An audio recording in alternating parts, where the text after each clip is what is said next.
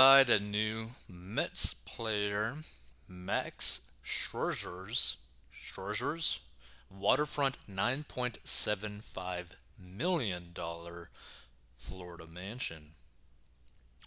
So Mad Max is happy he will continue to live in his luxurious Florida estate after signing on with the Mets on December 1st in a historic $130 million deal. Eight-time All-Star and 2019 World Series champ with the Nationals, Max Scherzer revealed that where the team trains was a big plus when it came to the decision to join the New York League. Scherzer's announcement comes on the heels of Noah Syndergaard's exit to go play for the Los Angeles Angels in a one-year deal. "Is right in my backyard," Scherzer said over Zoom, joined by owner Steve Cohen and general manager Billy Epler. Cohen looks at this as he wants to win a championship and he's going to do whatever it takes to win.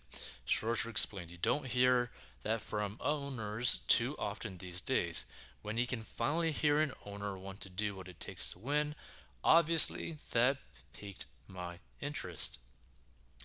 The pitcher shelled out $9.75 million in June 2020 for a five-bedroom, 8.5-bathroom estate in Jupiter, not far from where the Mets trained during the spring and long before he would ever predict it would be his new team.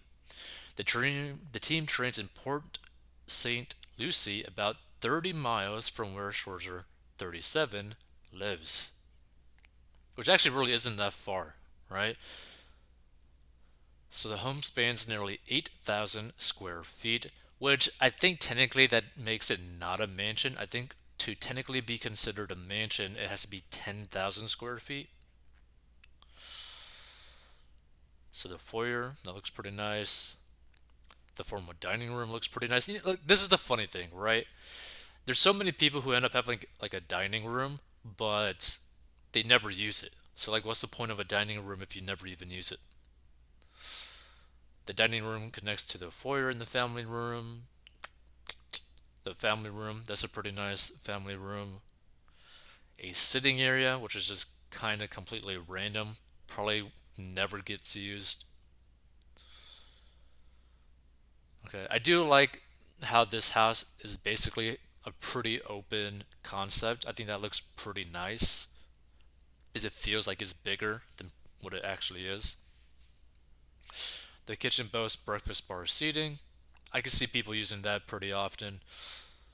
A closer view of the kitchen with the white marble countertops. That looks pretty nice. There's a lot of white in this house. The study. So spanning nearly 8,000 square feet, the mansion features 180 feet of water frontage. Features include a club room and a primary suite with dual baths, boutique-style closets, and a soaking tub, according to the listing. The chef's kitchen boasts an oversized backlit center island prep station, dual wall ovens, and a La Cornue gas range which opens out to the family room and breakfast area. The outdoors boasts a resort-style pool, a lounging area, and a protected dock for a 70-foot wide boat because just everyone just needs to be able to park their 70-foot wide boat. So these bedrooms kind of look kind of boring, honestly. Closet looks pretty nice. So the one of two dual walk-in closets. Primary bathroom kind of looks pretty bland. The covered patio. Okay, I like the backyard. I like the patio area. That looks pretty nice because you basically have this thing that you can basically sit within shade, but then you have the pool right next to it. I think that's a pretty nice setup. The outdoor kitchen and barbecue, that looks pretty nice. The pool and spa looks really nice. I think this is probably like the best feature of the whole house. So Scherzer has had a long drawn out career, having also played for the Arizona Diamondbacks, Detroit Tigers, and Los Angeles Dodgers. But he has experienced some setbacks this season with a dead arm that kept him from pitching a second time in October's National League Championship Series.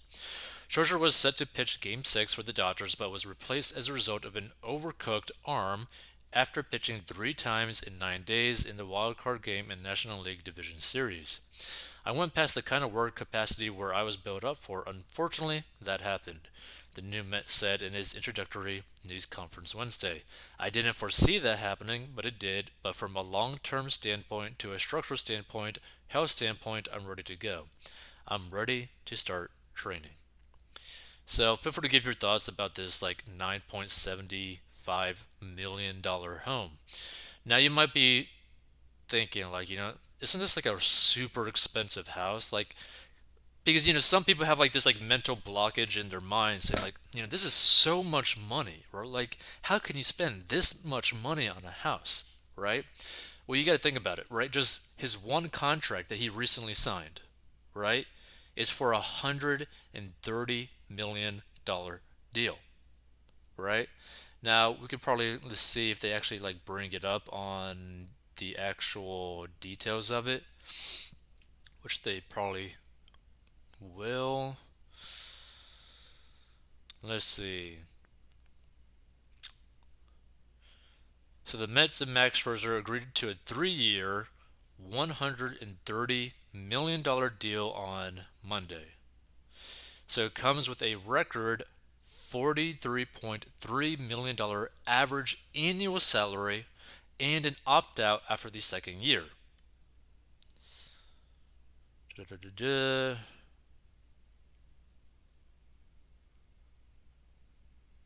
Let's see. Okay, that's pretty much it for what they said about that. But this is the thing that you got to think about, right? In this single year of his contract, right? He's going to get paid $43.3 million, right?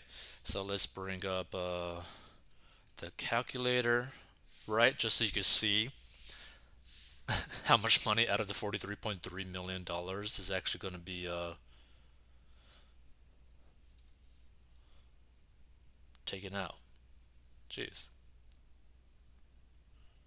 Yep, calculator. Bring that up. So we have the calculator.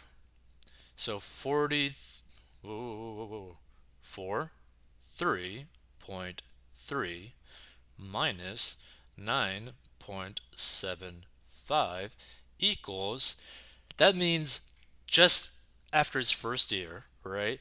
It'd be, he would have left over. Now we're not factoring in taxes or anything. We're just keeping this simple, right? He would have $33.55 million left, right? And again, we're not factoring in taxes. We're just keeping this simple. So you could kind of see just how little of a deal this actually is, okay? This is basically similar to someone who's making $100,000 a year and spending like 20K on a house in cash, right? Buying a house in cash for 20K. That's crazy when you really think about it. Like it literally has no impact on his life at all. So even though this is the thing that people need to understand, right? There's like a ratio thing that you got to understand when it comes down to like living below your means, right? So as long as you live below your means in like a ratio, right? Regardless of how much money you make and how much money you spend, right? If you keep up with that ratio, you'd be golden, right? Meaning you never go backwards. So what I mean by this, let's say that you literally keep your annual expenses, no matter what, to about 20% of your income, right? Of your take home pay, right? So let's say that you make, 100K per year. That means you're going to spend like 20K, right? Per year, right? That means when you end up making like, a million, you're only going to be spending 200K, right? And so on and so on and so on, right? You keep that same ratio every single year because as your income scales up, your spending also scales up with it, but it stays within that same ratio, meaning that you're not going to go into like a risky situation where you're potentially spending more than you're making, right? You're basically steadily scaling up your lifestyle at the same pace that your income is going up, right? Because the problem that a lot of people have is that when they start to get a lot of money, they start spending a lot of money, right? Like basically more than what they would ever spend in terms of ratio, right? So a good example of this, right, is let's say you're someone who ends up playing the lottery. You're making like 50K a year. You typically spend about 30K a year, right? Well, you end up getting like a $20 million winning lottery ticket scratch off, right? So you start spending within the first year because you take, let's just say that you take the yearly payments, and so like for 20 years that means you get like I don't know roughly about like $1 million every single year, just to keep it simple. You start ending up spending like 700K out of the $1 million per year, right? So you increase your ratio while increasing your income, meaning that the actual ratio of money left over is actually much smaller, right? Like that ratio amount is much smaller. And that's where you get into that dangerous territory where you could end up getting to the point where you end up overspending to the point where you end up getting into debt, completely causing massive destruction to your financial situation. So that's something that you really got to be careful. If you live by the simple concept of living below your means and keeping the ratio between the money you make and the money you spend at pretty much the same ratio throughout your life, you're not really going to ever have to worry about your financial situation. By the way, if you want to learn how to get a debt, go to 40inbox.com.